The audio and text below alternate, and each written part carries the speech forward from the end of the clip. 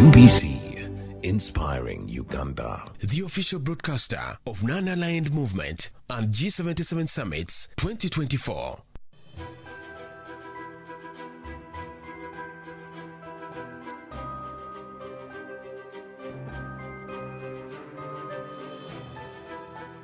My New Year repeat presentation is my message in the year 2024. It is entitled, my message is nothing other than this presentation, this repeat presentation, entitled Regional and Africa's Economic, Monetary, Trade, Infrastructure, and Political Integration. The strategy,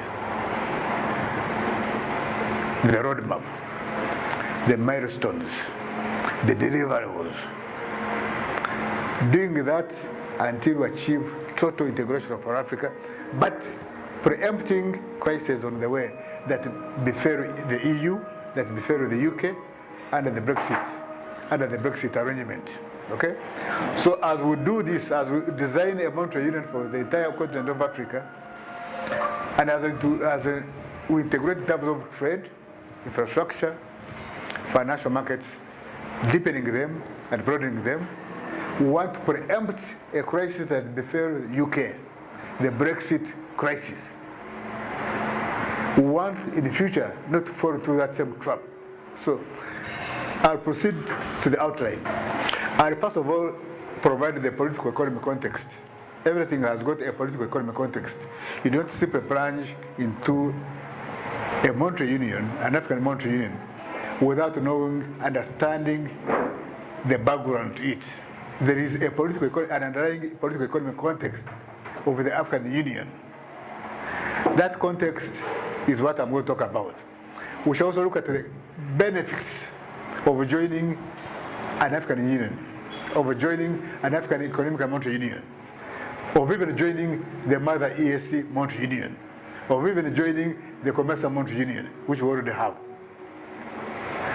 I'll talk about the costs because I'm going to look at the net benefits. So I have to look at the benefits of joining that monetary union and also look at the costs and then balance them out. See whether in the long run we are better off. Whether the net benefits are immense and beneficial to the Wananchi, to the people of Uganda, the people of East Africa, the people of Africa, and the entire world. Number two, I shall look at the preconditions, or what in economics we call the optimum currency area conditions, the prerequisites for a successful economic and monetary union. You don't simply plunge into a monetary union, you may crash. You have to do a lot of preparations. So we have to look at the economic, technical, statistical, financial market, macroeconomic preparedness, and institutional preparedness, and legal preparedness, and political preparedness, political will, before you enter a monetary union. So we shall look at that one under number two. In number three, we shall look at the lessons that we have learned from several regional economic communities, what we call the RECs. The RECs there is an abbreviation for regional economic communities, and there are several lessons which we shall learn. What are those RECs? In Africa, we have got 8 approved RECs, regional economic communities. We have got EAC, the East African Community. We have got COMESA, the Common Market for Eastern and Southern Africa. We have got SADC, Southern African Development Community. We have got IGAD, Intergovernmental Authority on Development. Okay? We have got ECOWAS, the Economic Commission, the Economic Commission for West African States. Okay? We have got CENSAD, that's a French acronym which you don't know. We have got CENSAD, traversing some aspects, some countries in Central Africa and North Africa and across the Sahel region. We have got the one for the Francophone, which is called ECAS in Central Africa, the ECAS. It's a French acronym, I want to go through it. Then we have got the Arab Maghreb Union, AMU. Are those 8? If I've left one, just alert me. 8 approved AU regional economic communities. Okay. But of course, we should also talk about the overlapping nature of some of those RECs. Some of them overlap. DRC, for instance, belongs to the EAC now, thanks to the DRC authorities. DRC belongs to COMESA, it belongs to SADC, it belongs to ECAS. So you can see that overlapping nature of the RECs. But if we move into one direction, that won't be a problem at all, because we shall be moving towards the Continental African Union. Okay? The Continental African Economic and Monetary Union. And then finally, the political federation, or the political union. Okay? Number 4. No, before I go to number 4, we should also learn from the experience of the EU, the Economic and Monetary Union of the Europeans, of Europe. Okay? There are lessons to learn from the EMU. In fact, the EAC Monetary Union Protocol is modeled along the lines of the EMU of Europe. But let me hasten to add that the Europeans first studied our model. Remember, we had the EAC in the 60s, which collapsed in 1967. We were already there before the Europeans were there. So instead, the Europeans learned from us a lot, perfected it, and implemented. One of the problems that we have in Africa is that we formulate good ideas, but they remain on paper. They are not implemented at all. People sign, the heads of state sign, ratify, our parliaments ratify, but when it comes to efficient and effective implementation, 0%. 100% in designing, 100% designing and articulating things very well, 0% in implementation. That's the African disease, which we must fight. Once we decide to ratify a protocol, once we sign and ratify, we should go ahead and implement to the letter. We don't do that. But we shall come to all that. Number 4.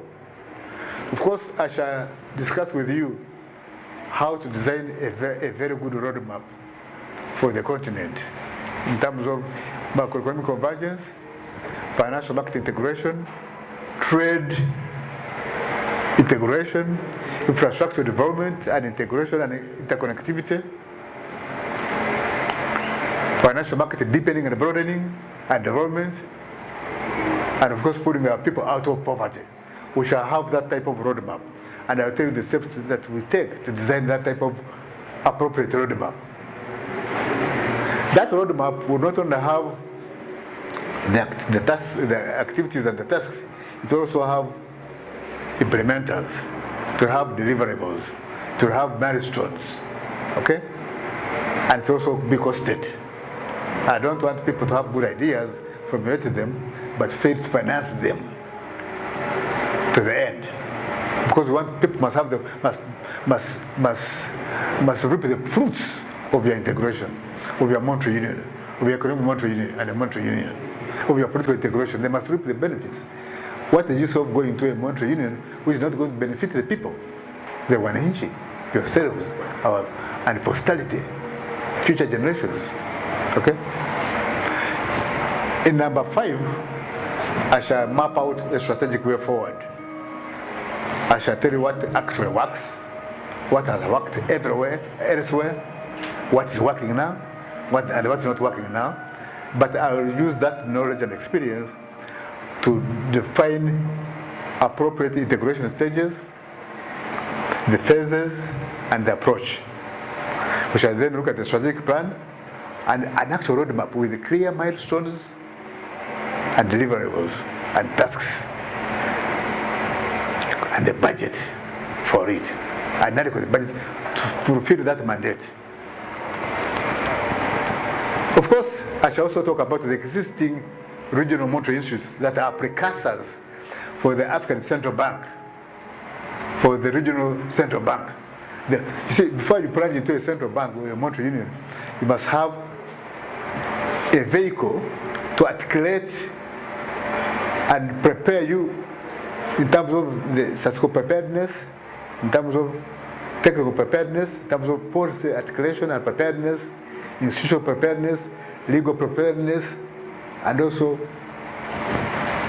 mobilization of the people of Uganda, of the ESC, of Africa, and other RECs to get ready to warm up and understand the benefits of what is going to come from the monetary union, from the political integration. Of course, there is an existing monetary institute, the Commercial Monetary Institute, which is headquartered in Nairobi. I helped design it. I was a consultant for Commercial in 2006, 2008, 2007, and part of 2008. So the Commercial Monetary Institute is up and running as the precursor for the Commercial Central Bank, the central bank for the entire Commercial region. That Commercial Monetary Institute is already there working. It's up and running. It has been up and running since 2010. I helped design it. Okay? I made a presentation to the governors of the central banks of the Commercial in Lusaka, in Madagascar, in Tripoli, in Cairo. So it was approved right from all those stages, and ultimately by the Assembly of the Heads of State, okay, for the region. And we want to do the same thing for the entire African region, not only for COMESA or EAC, but for the entire African region. And I'm part and parcel of that process. 2 years I was resident in Abuja to undertake that. And we are now going to go through the nitty-gritty of what we did. First of all, the political economic context. Some of you may have come across what they call the Abuja Treaty of 1994.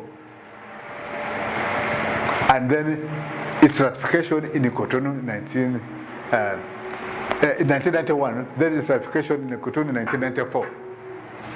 Then some of you must have heard about the African Union Constitutive Act for Pan-African financial institutions of the African Central Bank, the African Monetary Fund, and the African Investment Bank.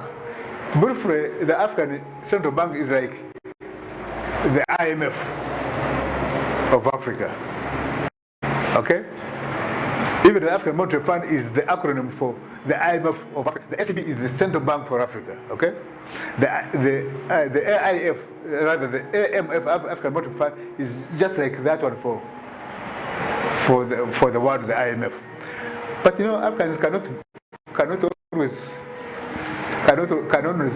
fulfill and satisfy the interest if they have something, an institution of their own they can lean on, that they can bank on. You can't rely on the Musinguzi institutions to bail you out.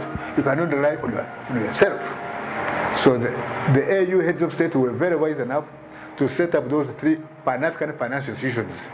The African Central Bank, headquartered in Abuja, the African Investment Bank, headquartered in Tripoli, and the African Monetary Fund, headquartered in Yaoundé, Cameroon.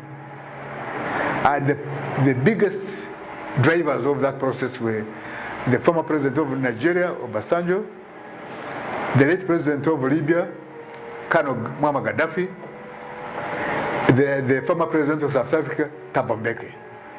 Okay? At the continental level. At the EC level, of course, you know our president. President Yoweri Kaguta Tiwaburwa Museveni has been most instrumental in the EAC integration and the commercial integration. Remember, even the commercial EAC SADC tripartite arrangement and agreement was signed in Kampala here, under the auspices, under the leadership of our own president. That the 3 RECs, COMESA, ESA, and SADC, can harmonize activities, policies, common external tariffs, and move as a bloc, so that other RECs can emulate us, also form tripartite RECs, and once the tripartite RECs and our REC combine, then it is easier to integrate the entire African continent.